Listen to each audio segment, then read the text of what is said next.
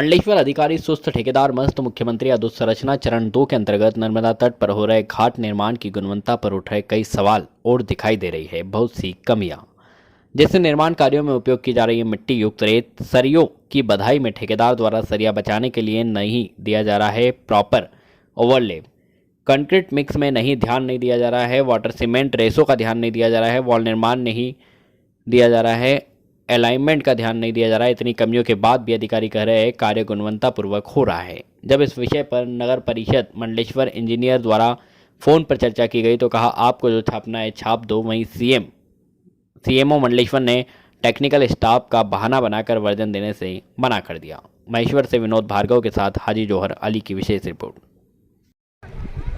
हम खड़े हैं मां नर्मदा के पावन तट पर, जहां पर स्थित है मंडलेश्वर नगर। इसी नगर परिषद के अंतर्गत मुख्यमंत्री अधोसंरचना फेज 2 के अंतर्गत घाट निर्माण का कार्य किया जा रहा है, लेकिन देखने में आया है और यहाँ की जनता की भी शिकायत रही है कि घाट के निर्माण में कई अनियमितताएं बरती जा रही हैं। और वास्तव में देखा जाए तो इस निर्माण कार्य के अंतर्गत कई अनियमितताएं देखने को मिल रही है।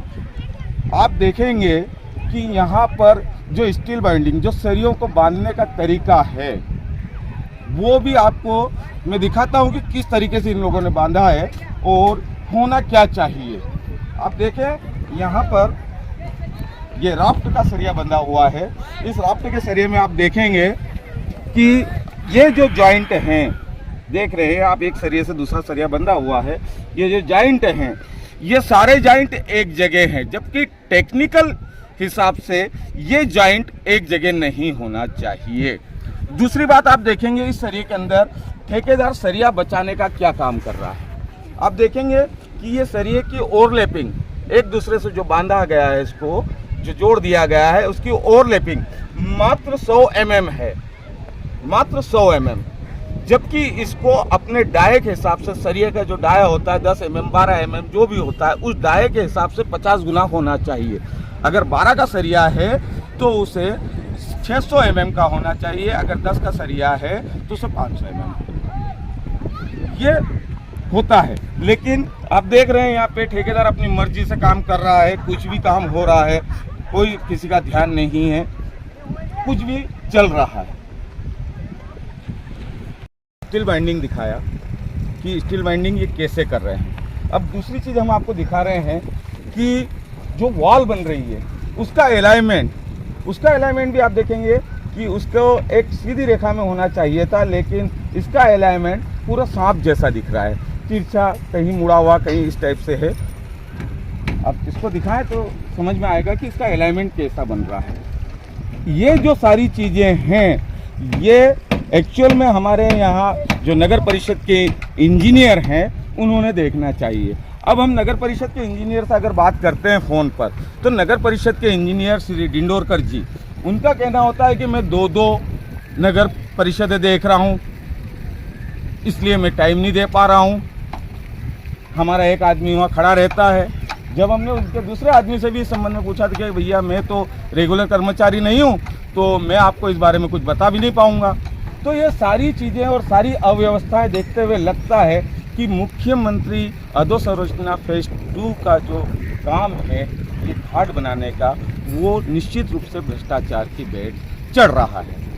लेकिन सबसे बड़ी बात यह है कि कई न्यूज़पेपरों में भी इस संबंध में खबरें प्रकाशित हो चुकी है, लेकिन न तो कोई अधिकारी इस पर ध्यान दे रहा है, न प्रशासन, न शासन, कुछ भी।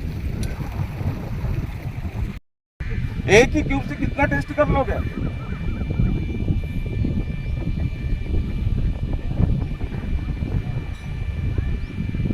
Minimum 3 cube per day fill होना चाहिए।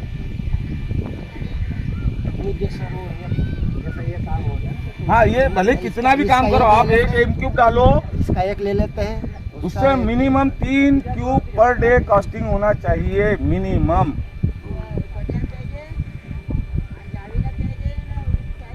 हर काम का एक ले लेते हैं। मैंने क्या कहा, मिनिमम 3 क्यूब चाहिए। एक क्यूब भरने का तो कहीं से कहीं तक है ही नहीं यार। कहीं भी इंजीनियरिंग की भाषा में एक क्यूब भरने का नहीं है, साला कि एक क्यूब भर दिया, थोड़ा सा काम कर लिया, एक क्यूब भर लिया आप लोगों ने, ऐसा तो कहीं है ही नहीं। मिनिमम तीन चाहिए क्यूब। और ये स्टील बाइंडिंग कौन देख रहा है? आपका बीबीएस है कि नहीं है आपके पास? बीबीएस आपके पास भी होगा, आपको दिया होगा बीबीएस कि भैया इस हिसाब से सरिया बंधवाना है। बीबीएस या नहीं है आपका? कहाँ है बीबीएस बताइए? बीबीएस समझ रहे हैं ना? बार बेंडिंग शेड्यूल का जो है वो है आपके पास यहाँ? ड्राइंग में नहीं, बीबीएस आप लोगों ने बना के दिया होगा, वो कहाँ है? किस हिसाब से आप चेक करते होंगे, आपको क्या पता है इसमें?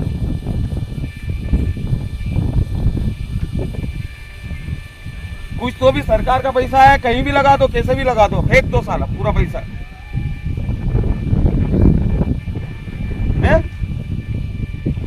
न कोई यहाँ टेक्निकल आदमी है, यहाँ पे कोई इंजीनियर यहाँ उपलब्ध रह रहा है। आप हो तो आप कह रहे हो कि मैं भैया अस्थायी हूँ, मैं तो कोई काम, मुझे तो पता ही नहीं है। वो ठेकेदार पता नहीं कहाँ है, आपके लेबर अपने हिसाब से काम करती जा रही है।